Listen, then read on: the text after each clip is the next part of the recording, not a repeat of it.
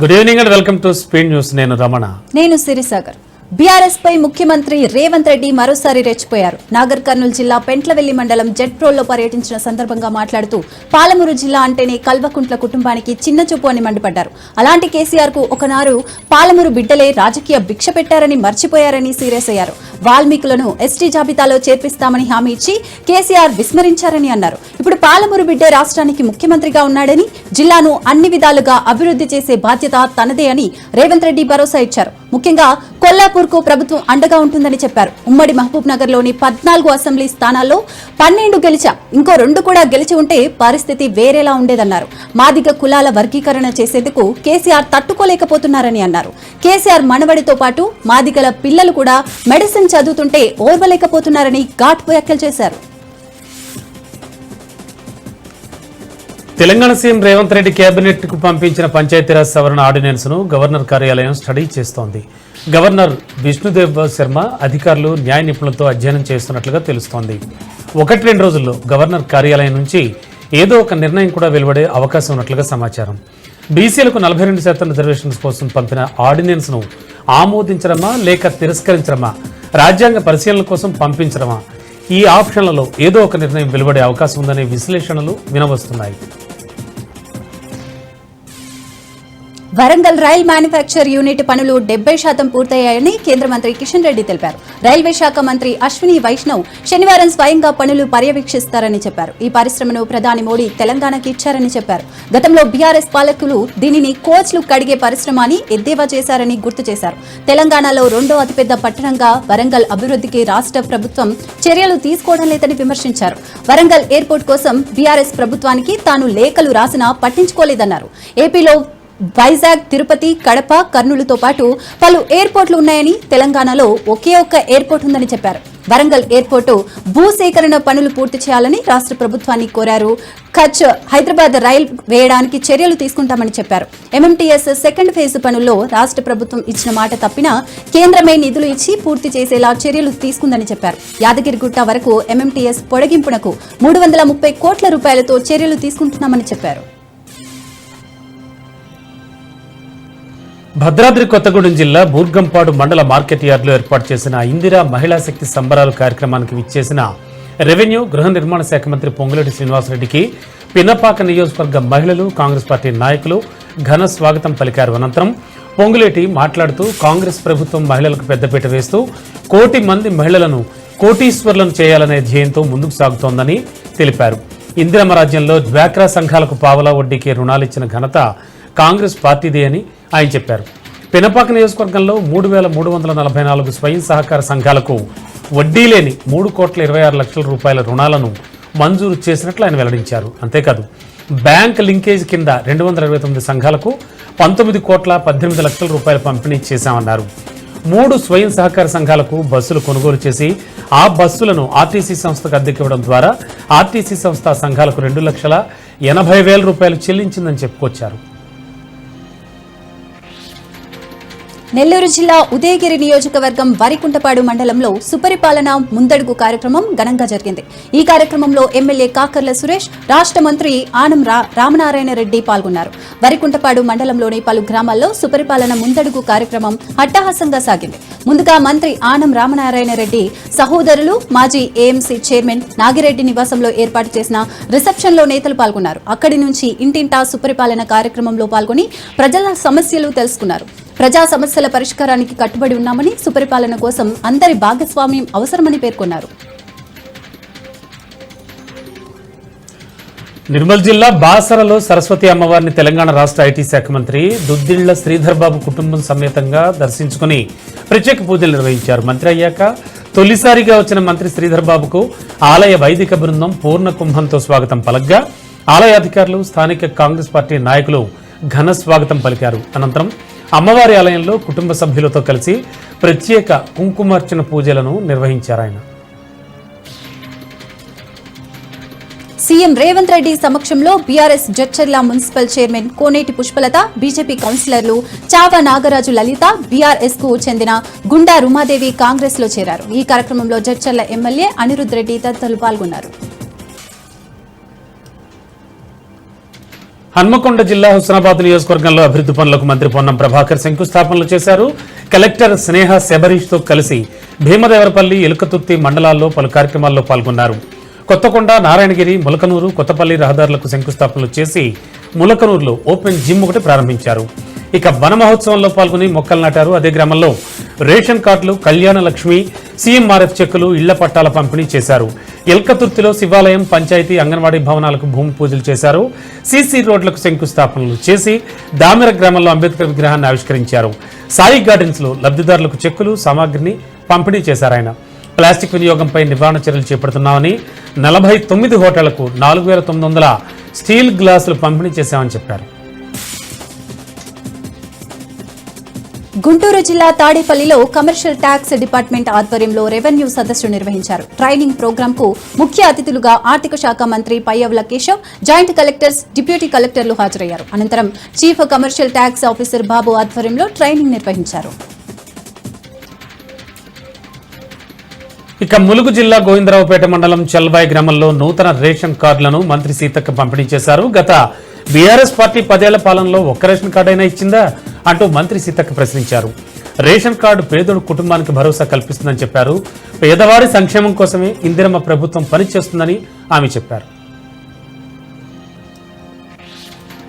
భద్రాద్రి కొత్తగూడెం జిల్లా దుమ్ముపేటలో జరిగిన ఇందిరా మహిళా శక్తి కార్యక్రమంలో అశ్వరావుపేట ఎమ్మెల్యే జారే ఆదినారాయణ పాల్గొన్నారు. నియోజకవర్గంలోని 5 మండలాల నుంచి 1000 మందికి పైగా మహిళలు కార్యక్రమానికి రాగా వారికి ఏర్పాట్లు చేసిన భోజనాల వద్ద తొక్కిసలాట జరగకుండా ఎమ్మెల్యే స్వయంగా ఓ కార్యకర్తల అందరినీ సంయమనం చేస్తూ క్యూ లైన్ లో సక్రమంగా ఉండేలాగా చేశారు. మధ్యలో ఎవరో వీఐపీ ఫోన్ చేశారని గన్మ్యాన్ ఫోన్ ఇవ్వబోతుంటే తర్వాత మాట్లాడతానంటూ మీటింగ్ కు వచ్చిన వారికి ఏ ఇబ్బంది కలగకుండా తానే స్వయంగా పర్యవేక్షించారు. ఫోటోలకు ఫోజులు అన్నట్టు కాకుండా చివరి వరకు తానే స్వయంగా అందరికీ భోజనాలు వడ్డించి ఆఖరికి అందరితో కలిసి భోజనం చేశారు. తాను ఒక ఎమ్మెల్యే, చుట్టూ గన్మెన్లు, మంది మార్బలం, అధికార యంత్రాంగం అన్ని ఉన్న సామాన్య కార్యకర్తల అందరిలో కలిసిపోయి సర్వీస్ చేయడం చూసి స్థానికులు ఔరా అంటున్నారు.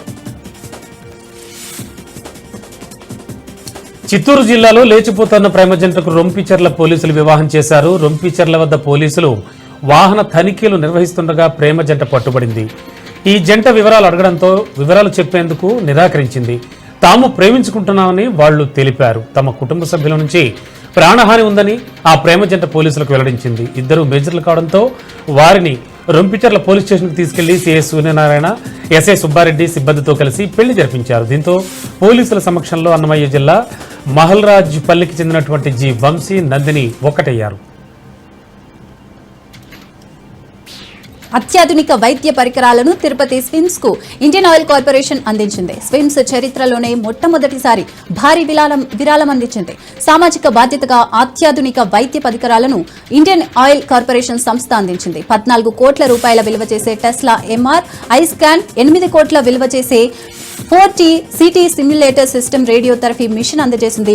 రాయలసీమలోని సూపర్ స్పెషాలిటీ ఆసుపత్రిలో ఎక్కడా లేని అత్యాధునిక పరికరాలు స్విమ్స్ కు అందజేశారు. క్యాన్సర్ రోగులకు ఎలాంటి సైడ్ ఎఫెక్ట్స్ లేకుండా క్యాన్సర్ గడ్డలను సులువుగా గుర్తించేందుకు ఈ యంత్రాలు ఉపయోగపడతాయని వైద్యులు తెలిపారు. నూతన పరికరాలతో సంవత్సరానికి 2.5 లక్షల మంది పేద రోగులకు తక్కువ ఖర్చుతో టీటీడీ మెరుగైన వైద్యం అందించనుంది.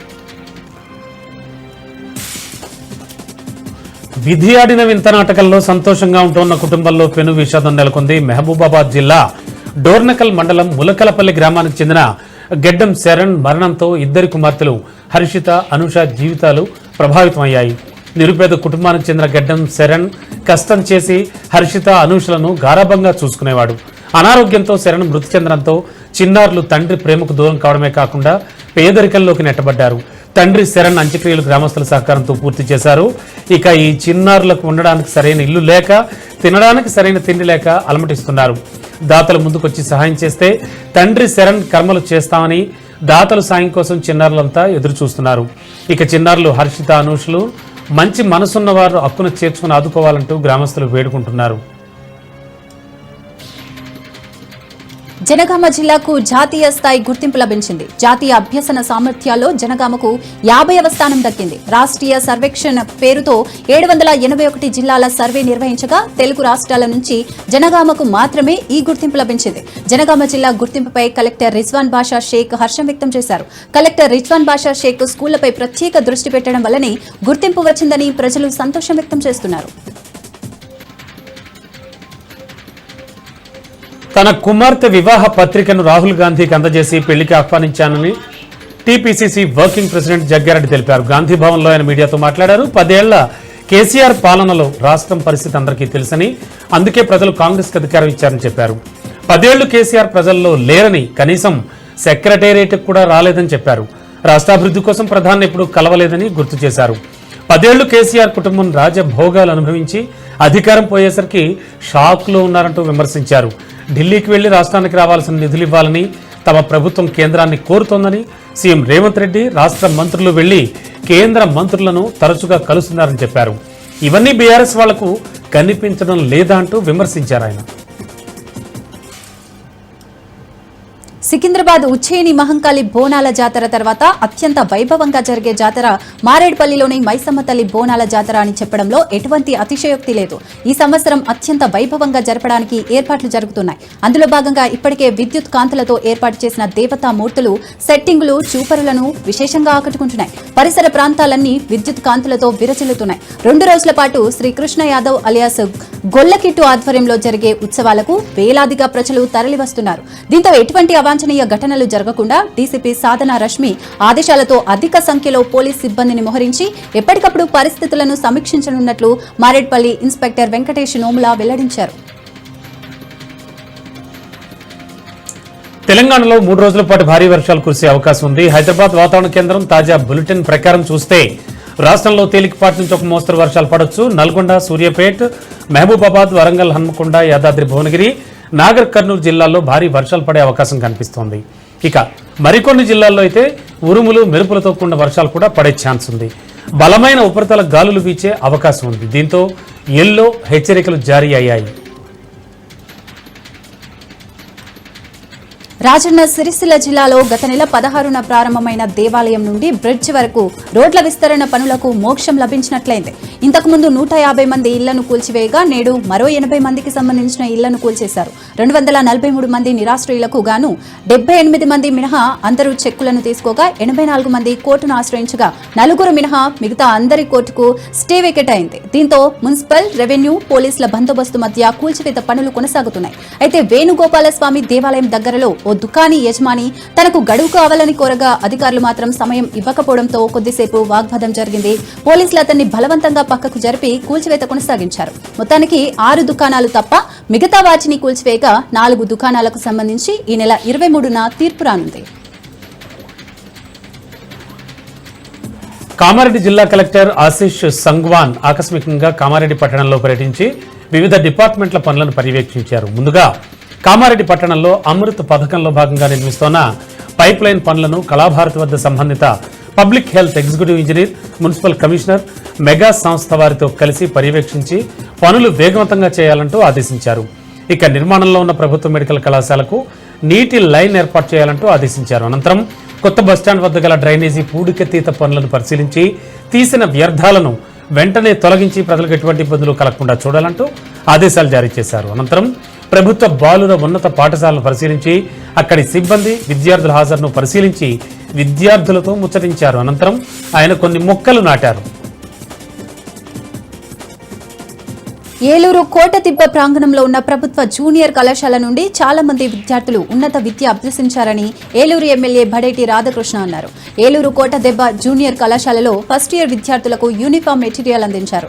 సుపరిపాలన తొలి అడుగు కార్యక్రమంలో భాగంగా కోటదెబ్బ జూనియర్ కళాశాలను ఆయన సందర్శించి అక్కడ కళాశాలలో మౌలిక సదుపాయాల కొరతను గుర్తించారు. కళాశాల అభివృద్ధికి ప్రభుత్వం నుండి నిధులు వచ్చేలా కృషి చేస్తానని హామీ ఇచ్చారు. దాతల సహకారంతో 250 మంది విద్యార్థులకు యూనిఫామ్ అందించారు. ఈ కళాశాలలను డిగ్రీ కాలేజీగా మారుస్తామని గత ప్రభుత్వం హామీ ఇచ్చి విద్యార్థులను మోసం చేసిందని చెప్పారు. తన పదవీ కాలంలో కోటదిబ్బ జూనియర్ కళాశాల డిగ్రీ కళాశాలగా మార్చేందుకు చిత్తశుద్ధితో కృషి చేస్తానని చెప్పారు. ఈ కార్యక్రమంలో ఏలూరు నగర మేయర్ నూర్జహాన్, కో ఆప్షన్ సభ్యుడు చోడెవ్ వెంకటరత్నం తదితరులు పాల్గొన్నారు. ఏపీలో నేరాల నియంత్రణలో పోలీసులు కీలకంగా వ్యవహరిస్తున్నారని తుడా చైర్మన్ డాలర్ దివాకర్ రెడ్డి అన్నారు. మాజీ ముఖ్యమంత్రి జగన్ ఘోరంగా మాట్లాడుతున్నారని, పోలీసులను బెదిరించడం సరికాదని అన్నారు. ప్రజలకు రక్షణగా ఉండే పోలీసులపై అలా మాట్లాడడం కరెక్ట్ కాదన్నారు. జగన్ ప్రవర్తన వల్లే ప్రజలు ఆయన్ను 151 నుంచి 11 సీట్లకు తీసుకొచ్చారని హెచ్చరించారు. గత రాత్రి పడిన భారీ వర్షానికి గుంటూరు నరసరావుపేట హైవేలోని నల్లపాడు ప్రాంతం నీటిలో మునిగిపోయింది. కిలోమీటర్ వేర వరద నీరు నిలిచిపోయింది. రోడ్డుకి ఇరువైపులా వరద నీరు ముంచెత్తడంతో వాహనదారులు ఇబ్బందులు పడ్డారు. అయితే ఇప్పటి వరకు ఒక్క అధికారి కూడా ఈ ప్రాంతాన్ని సందర్శించకపోవడం దారుణమని స్థానికులు ఆగ్రహం వ్యక్తం చేస్తున్నారు. ఎంతో కాలం నుంచి ఈ సమస్య ఉన్నా దీనిపై అధికారులు దృష్టి సారించడం లేదని వాపోతున్నారు. అసెంబ్లీ సాక్షిగా నిధులు ఇస్తామని ప్రకటించి నెలలు గడుస్తున్నా ఇప్పటివరకు విడుదల చేయడం లేదని సికింద్రాబాద్ ఎమ్మెల్యే పద్మారావు గౌడ్ విమర్శించారు. నియోజకవర్గ అభివృద్ధికి అవసరమైతే రాజీనామా కూడా సిద్ధమని ఆయన ప్రకటించారు. సికింద్రాబాద్ నియోజకవర్గం అడ్డగుట్ట డివిజన్లో స్థానిక కార్పొరేటర్ ప్రసన్న లక్ష్మితో కలిసి కమ్యూనిటీ హాల్ నిర్మాణ పనులను ఆయన ప్రారంభించారు. అధికారులకు మంత్రులకు ఎన్నిసార్లు మొరపెట్టుకున్నా నిధులు విడుదల చేయడం లేదని, ప్రజలు పార్టీ ఆదేశిస్తే తాను రాజీనామా చేయడానికి కూడా సిద్ధంగా ఉన్నానంటూ ఎమ్మెల్యే పేర్కొన్నారు. రాజీనామా తనకేం కొత్త కాదని గతంలో కూడా కేసీఆర్ ఆదేశాలతో రాజీనామా చేశానంటూ గుర్తు చేశారు. ఈ సందర్భంగా ఎంతో ప్రతిష్టాత్మకంగా ప్రారంభించిన పనులు నిధులు లేక నెలల తరబడి నిలిచిపోయాయని, కాంగ్రెస్ ప్రభుత్వం వచ్చిన తర్వాత ఎమ్మెల్యే నిధులు కూడా ఇవ్వడం లేదని ఆయన వాపోయారు. పశ్చిమ గోదావరి జిల్లా నరసాపురం మండలం చిన్న మామిడిపల్లి గ్రామంలో వేంచేసి ఉన్న శ్రీ శ్రీ శ్రీ నాగారం అమ్మవారికి ఆషాఢ మాసంలో భాగంగా పసుపు, కుంకుమ, పువ్వులు, గాజులు, చీరలు, స్వీట్లు మొదలైన వాటితో అమ్మవారికి ఆషాఢం సారి పెట్టారు. అదేవిధంగా పవిత్రమైన ఈ ఆషాఢ మాసంలో అమ్మవారికి కూరగాయలు, పండ్లతో శాకంబరి దేవిగా అమ్మవారిని అలంకరిస్తారు. పాడి పంటలు, వ్యాపారాలు సుభిక్షంగా ఉండాలనే ఉద్దేశంతో అమ్మవారికి ఈ రకమైన అలంకరణ చేశారు. అధిక సంఖ్యలో భక్తులు అమ్మవారిని దర్శించుకుని తీర్థ ప్రసాదాలు స్వీకరించారు. చిన్న మామిడిపల్లి గ్రామ దేవత అయిన శ్రీ నాగారమ్మ అమ్మవారు ఎవరికీ ఎటువంటి ఇబ్బందులు లేకుండా అందరినీ చల్లగా చూడాలని గ్రామస్తులు కోరుకున్నారు. తెలంగాణ బీసీ విద్యార్థి సంఘం అధ్యక్షుడు రామకృష్ణ ఆధ్వర్యంలో మెహదీపట్నంలో భారీ ర్యాలీ నిర్వహించారు. 16,75,000 మంది విద్యార్థులకు సంబంధించి 8,000 కోట్ల ఫీజు బకాయిలు చెల్లించకపోవడంతో ఉన్నత విద్యకు విద్యార్థులు దూరం అవుతున్నారని వేముల రామకృష్ణ ఆగ్రహం వ్యక్తం చేశారు. రాష్ట్ర ప్రభుత్వం తక్షణం స్పందించి ఫీజు బకాయిలు చెల్లించకపోతే రాష్ట్రాన్ని అగ్నిగుండంలా మారుస్తామని ప్రభుత్వానికి అల్టిమేటం జారీ చేశారు. కొమరంభీం జిల్లా కాగజ్ నగర్ బట్పల్లి గ్రామంలో విద్యార్థులు రహదారిపై బైఠాయించారు. తాము పాఠశాలకు వెళ్లేందుకు రహదారి లేదని ఆందోళనలకు దిగారు. బురదమయంగా ఉన్న రోడ్లపై పాఠశాలలకు వెళ్లలేకపోతున్నామని విద్యార్థులు వాపోయారు. అధికారులు, ప్రజాప్రతినిధులు వచ్చి హామీ ఇచ్చేంత వరకు ఆందోళన విరమించబోమని వెల్లడించారు. విద్యార్థుల ఆందోళనతో రహదారికి ఇరువైపులా వాహనాలు భారీగా నిలిచిపోయాయి. జిల్లా పరిషత్ స్థాయి సంఘ సమావేశాలకు వైసీపీ జెడ్పీటీసీలు గైర్హాజరయ్యారు. ఇటీవల జెడ్పీ చైర్పర్సన్ ఉప్పాల హారికపై జరిగిన దాడికి నిరసనగా స్థాయి సంఘ సమావేశాలకు జెడ్పీటీసీలు హాజరు కాలేదు. జెడ్పీలో పాలకపక్షంగా వైఎస్ఆర్సీపీ ఉంది. జెడ్పీటీసీల గైర్హాజరుతో సమావేశాలకు కోరం సరిపోలేదు. అసలు ఈ సమావేశాన్ని వాయిదా వేస్తున్నట్లుగా జెడ్పీ సీఈఓ ప్రకటించారు. అయితే సమావేశాలకు గైర్హాజరై జెడ్పీ చైర్పర్సన్ హారిక విమర్శలు పాలవుతున్నారు.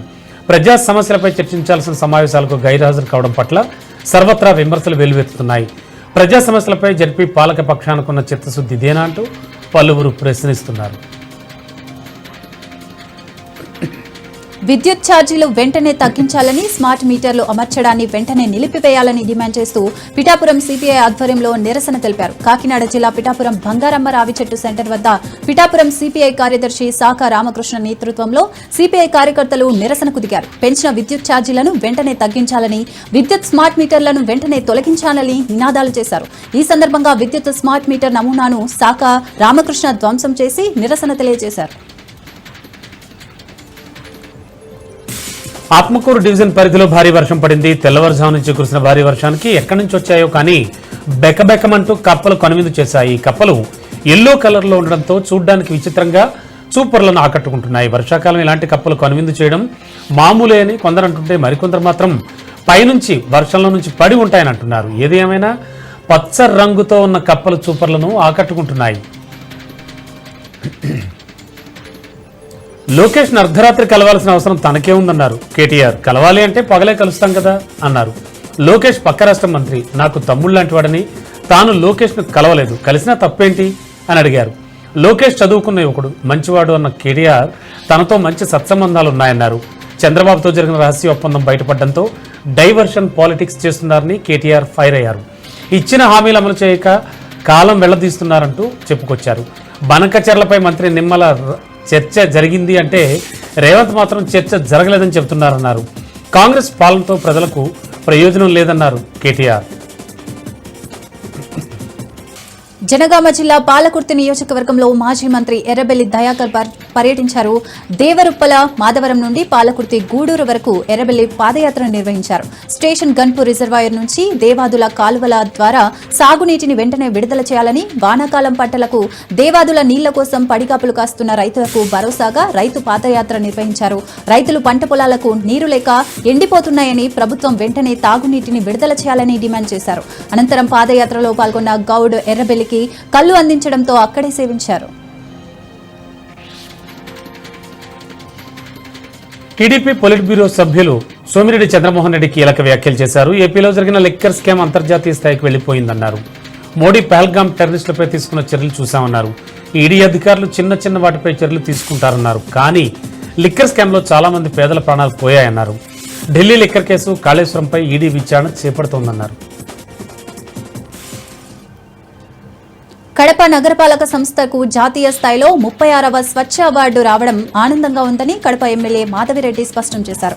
రాష్ట్ర స్థాయిలో మునుపెన్నడూ లేని విధంగా 3వ స్థానంలో నిలవడం గర్వంగా ఉందని చెప్పారు. కడపలో ఆమె మీడియాతో మాట్లాడారు. కూటమి ప్రభుత్వం ఏర్పడిన ఏడాది కాలంలోనే అభివృద్ధి చేసి ప్రతిపక్షాలకు ధీటైన సమాధానం ఇచ్చానని ఎమ్మెల్యే ప్రభుత్వ విప్ మాధవిరెడ్డి పేర్కొన్నారు. స్థానికంగా ఉన్న కార్పొరేషన్ పాలక మండలి సభ్యులు గత 20 ఏళ్లుగా అభివృద్ధిని పక్కన పెట్టి సొంత ప్రయోజనాల కోసం పనిచేశారని విమర్శించారు.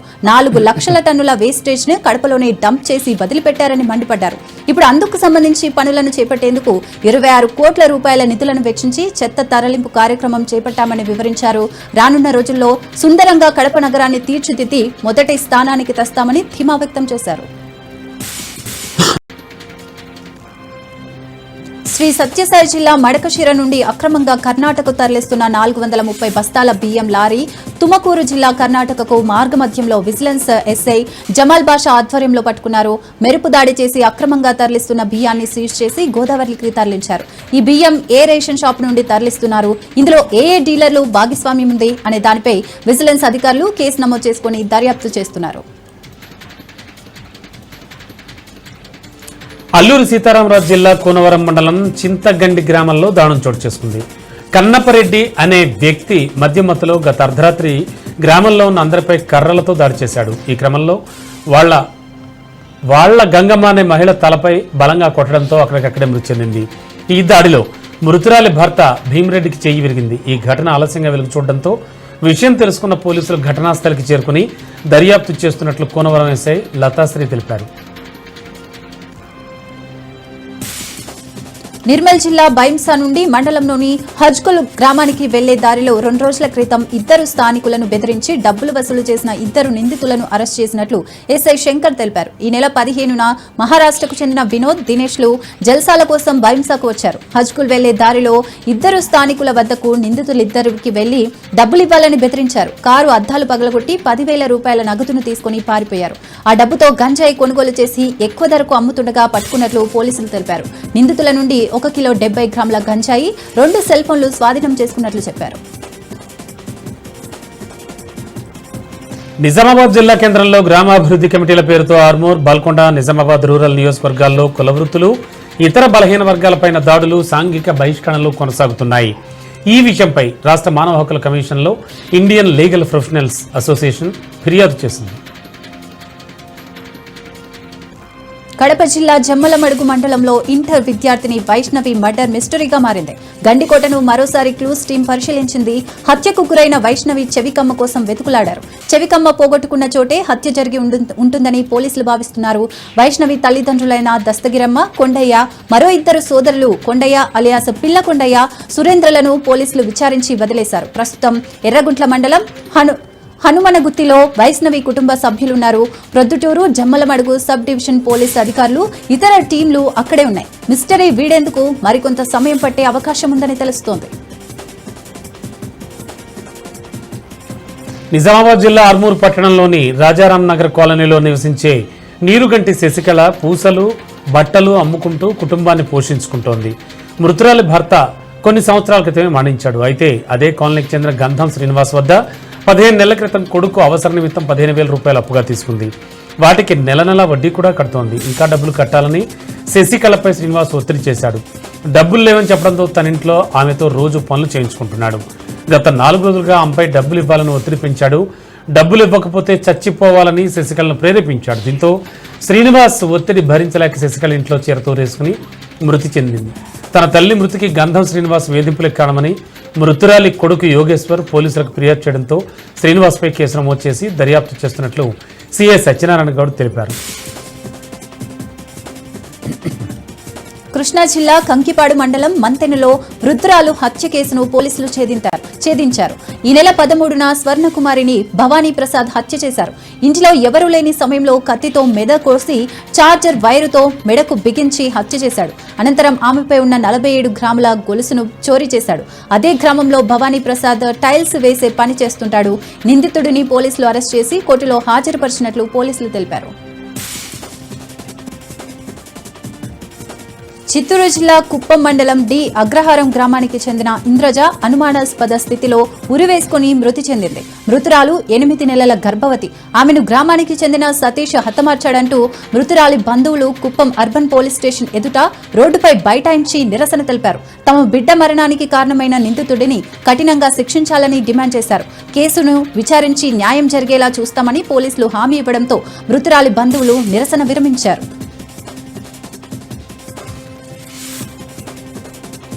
మంది మాటలు విని మనువాడబోతే మళ్ళొచ్చేసరికి ఇల్లు ఆగమైంది అనేటువంటి నానుడు మరోసారి రుజువైంది. భార్య ప్రసవానికి పుట్టింటికి వెళ్లి వచ్చే వరకు ఇల్లు అమ్మేసి భర్త పరారైన ఘటన హైదరాబాద్ కూకటపల్లిలో చోటు చేసుకుంది. 4 ఏళ్ల క్రితం వివాహమైన శ్రవణ్ నిఖిత కూకటపల్లి శాంతినగర్లో నివాసం ఉంటున్నారు. అయితే పెళ్లి సమయంలో నిఖిత ఇచ్చిన కట్నం డబ్బులతో అడ్వాన్స్ ఇచ్చి లోన్ తీసుకుని ఇల్లు కొన్నారు. అనంతరం ప్రసవానికి పుట్టింటికి వెళ్ళింది నిఖిత. ఇక ఇదే అదునుగా భావించిన శ్రవణ్ నిఖితకు తెలియకుండా ఇంటిని అమ్మేసి పరారయ్యాడు. పుట్టింటి నుంచి నిఖిత వచ్చి చూడగా ఇంట్లో వేరే వాళ్ళు కాపురం ఉన్నారు. ఇదేమిటి అని అడిగితే తాము అద్దుకుంటున్నట్లుగా చెప్పారని బాధితురాలు వెల్లడించింది.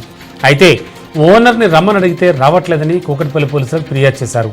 నిఖిత పేరు మీద ఉన్న ఇల్లు ఎలా కొనుగోలు చేశారనేది మాత్రం తెలియాల్సి ఉంది. ఈ ఘటనపై కేసు నమోదు చేసుకుని దర్యాప్తు చేపట్టారు పోలీసులు. విశాఖ సాగర తీరంలో మరో యుద్ధ నౌక ఆవిష్కృతమైంది. తూర్పు నావికాదళం అమ్ముల పొదిలో ఐఎన్ఎస్ నిస్తార్ యుద్ధ నౌక చేరనుంది. సముద్రంలో గస్తీ, పరిశోధన, రక్షణ కార్యకలాపాలకు కీలకమైన సేవలను నిస్తార్ అందించనుంది. ఆపదలో చిక్కుకున్న జలాంతర్గాములకు సహకారం అందించే సామర్థ్యం నిస్తార్ సొంతం కానుంది. 80% దేశీయ పరిజ్ఞానంతో ఈ యుద్ధ నౌకను హిందుస్థాన్ షిప్ యార్డ్ తయారు చేసింది. నిస్తార్ ప్రాజెక్టు వ్యయం 2,396 కోట్లు కావడం విశేషం. ప్రత్యేక డైవింగ్ టీం, బహుళపక్ష వినియోగ డెక్లు, హెలికాప్టర్ కలిగి ఉండటం ఐఎన్ఎస్ నిస్తార్ ప్రత్యేకతలు. హిందుస్థాన్ షిప్ యార్డ్ లో నిర్మించిన ఈ నౌక 10,500 టన్నుల బరువు, 120 మీటర్ల పొడవు ఉంటుంది. పూర్తి రిమోట్ ఆధారంగా పనిచేయనుంది. కేంద్ర రక్షణ శాఖ సహాయ మంత్రి సంజయ్ సేత్, భారత నేవీ ఆర్మిడల్ దినేష్ కే త్రిపాఠిలతో కలిసి జాతికి అంకితం చేశారు.